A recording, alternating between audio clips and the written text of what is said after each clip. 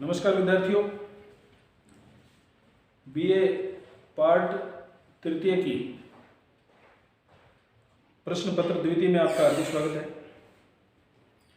जैसा कि मैं पाठ्यक्रम करवा रहा हूं भारत का भूगोल, इकाई संख्या 1 आपको मैंने करवाया था।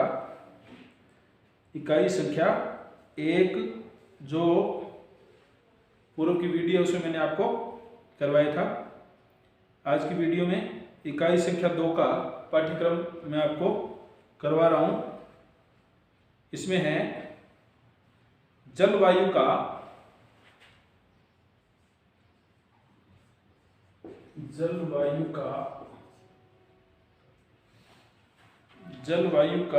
प्रादेशिक एवं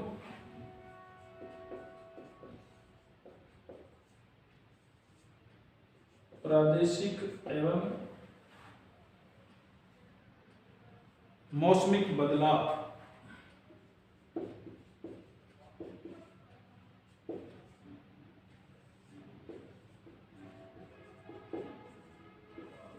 प्रादेशिक एवं मौसमिक बदलाव,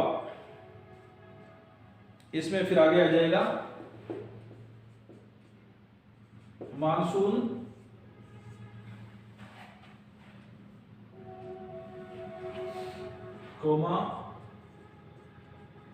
पश्चिमी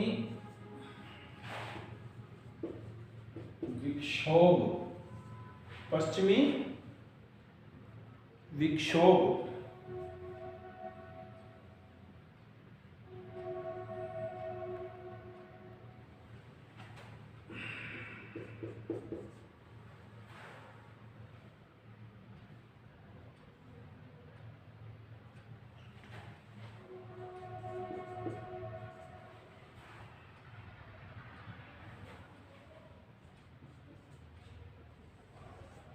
नॉर्वेस्टर्स,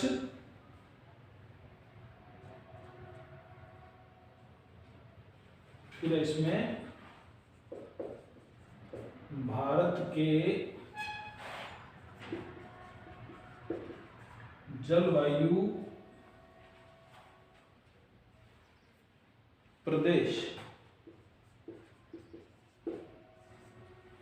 भारत के जलवायु प्रदेश,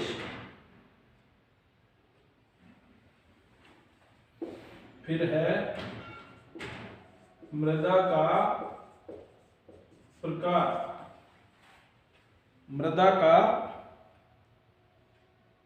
प्रकार,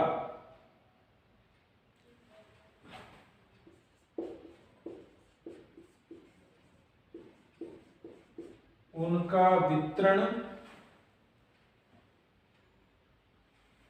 एवं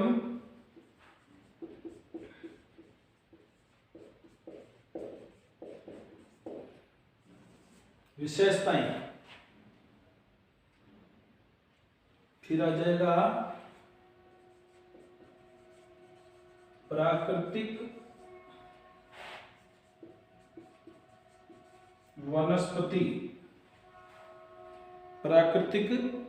वनस्पति प्रकार एवं वितरण।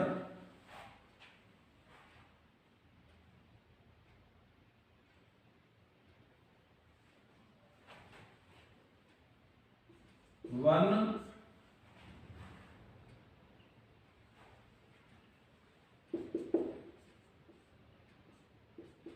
उनके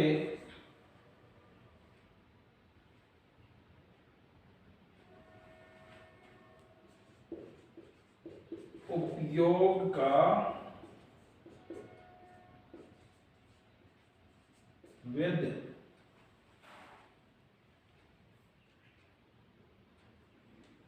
स्तर,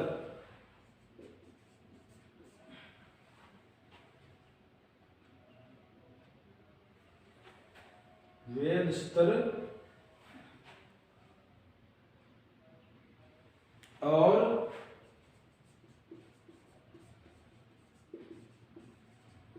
संरक्षण की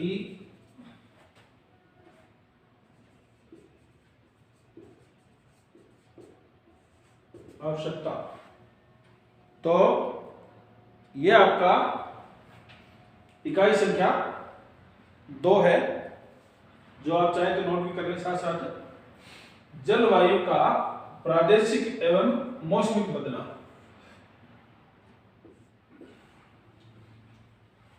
हर एक प्रकार के प्रदेश जिनको हम भौतिक भागों में बांटते हैं, अलग अलग प्रकार के प्रदेश के नाम से हम उनको जान सकते हैं। उनका जो है किसी पर्टिकुलर एक एरिया का उसको नाम दे देते हैं, या उसका नाम पूर्व निर्धारित होगा। प्रादेशिक या मौसमिक, है ना। प्रदेश के अंदर जिस जगह का जो नाम बताया होगा उसकी जलवायु, और दूसरी जो है जो मौसमिक बदलाव है, जो मौसम के अनुसार बदलाव आते हैं। जैसे जो भी गर्मी की ऋतु होती है या गर्मी का मौसम होता है, उसमें वातावरण के अंदर जो तापमान है वो काफी ऊंचा रहता है। राजस्थान में करीब 49-50 डिग्री तक पहुंच जाता है, 49 डिग्री 50 डिग्री तक, कई बार 50 डिग्री तक पहुंच जाता है।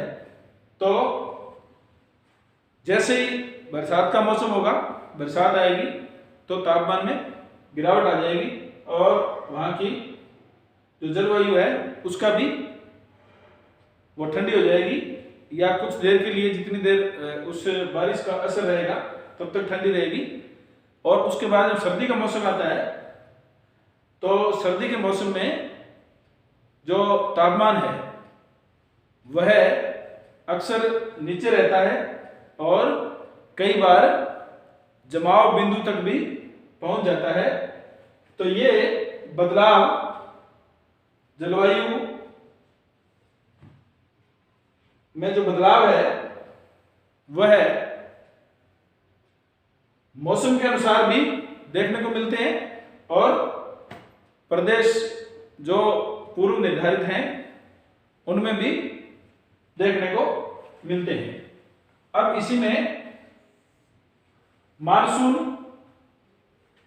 जो है, जैसे मानसून की जब मानसून आता है, मानसून बरसात जब आती है, और मानसून का एक निश्चित समय होता है, थोड़ा बहुत उससे आगे पीछे हो सकता है, लेकिन एक निश्चित समय है। उस समय के अनुसार जब मानसून आता है तो वह मानसूनी बरसात आदि उस काल में होती है।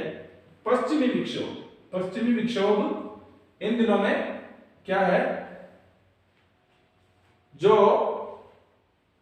ठंड के मौसम में या शीत ऋतु में जब वर्षा हो जाए तो वह पश्चिमी विक्षोभ के माध्यम से होगी। यह एक तरह से उसको हमारे देसी भाषा में माउट बोलते हैं, जो कि फसलों के लिए काफी अच्छी होती है। उसके बाद में जब हम आगे इसमें चलेंगे तो भारत के जलवायु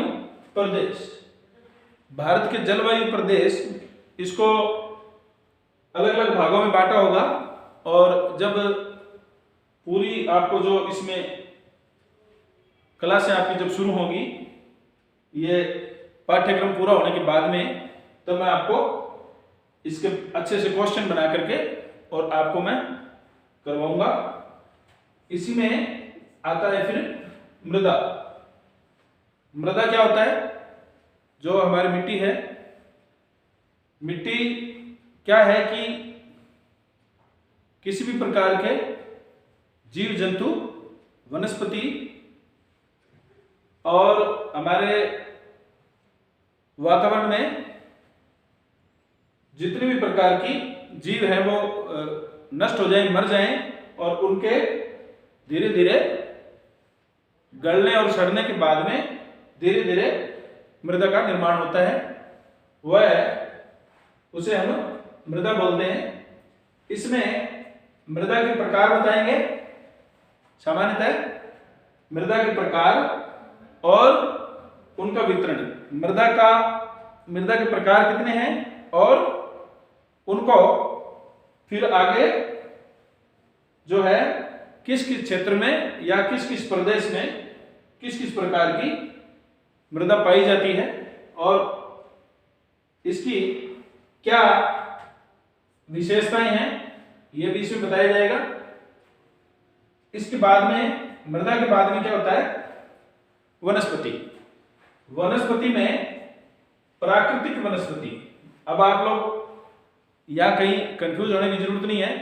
प्राकृतिक वनस्पति जैसे जिस भी वनस्पति को एक छोटे से पादप से लेकर के बहुत बड़े पेड़ या वृक्ष, जो जितने भी इसमें वनस्पति होगी वह वनस्पति की श्रेणी में आएगी, लेकिन यह शब्द है प्राकृतिक वनस्पति। प्राकृतिक वनस्पति वह है जिसे उगाने में या उसको किसी ने उगाया नहीं हो, वह प्रकृति में अपने आप ही उगी है, उसे हम प्राकृतिक वनस्पति कहेंगे। और इसमें जैसे प्रकार दे रखे हैं, जैसे हम लोग खेती करते हैं, फसल को बोते हैं और बाग आदि या किन्नू वगैरह के जो बाग हैं, जो भी फलों के जो बाग हैं, जो पौधे हैं, उनको हम लगाते हैं, उगाते हैं। वह अपने आप नहीं उगते, उन्हें हम प्रयास करके और उनकी जो है खेती करते हैं। अन्य जो फसलें हैं उनको भी हम उगाते हैं, लेकिन यहाँ प्राकृतिक जो वनस्पति है उसको कोई नहीं उगाता, वह प्रकृति द्वारा अपने आप स्वतः ही उग जाती है। तो यह प्राकृतिक वनस्पति की श्रेणी में आएगी। आगे इसमें काफी अच्छा क्वेश्चन इसमें बनेगा, वो मैं आपको आगे बताऊंगा। फिर है प्रकार और वितरण। वितरण में क्या है, किस किस क्षेत्र में किस किस प्रकार की वनस्पति पाई जाती है और उस वनस्पति के अंदर किस प्रकार के जो है वृक्ष या घास या पादप से लेकर के अनेक प्रकार के बड़े और छोटे वृक्ष उसमें शामिल होंगे। यह वितरण में आ जाएगा कि किस किस क्षेत्र में किस किस प्रकार की कितनी कितनी वनस्पति पाई जाती है। इसके बाद में आ जाएगा वन। वन आपको पता ही है,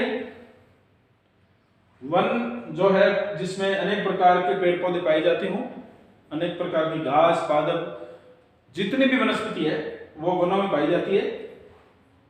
उनके उपयोग का वैध स्तर क्या है कि मोटी मोटी बात इसमें यह है कि हमारे जीवन में वन की कितनी उपयोगिता है और कितना प्रतिशत वन जो है होना चाहिए, ये तमाम बातें इसमें आएगी और इसका जो वैध स्तर है इसके बारे में बताया जाएगा।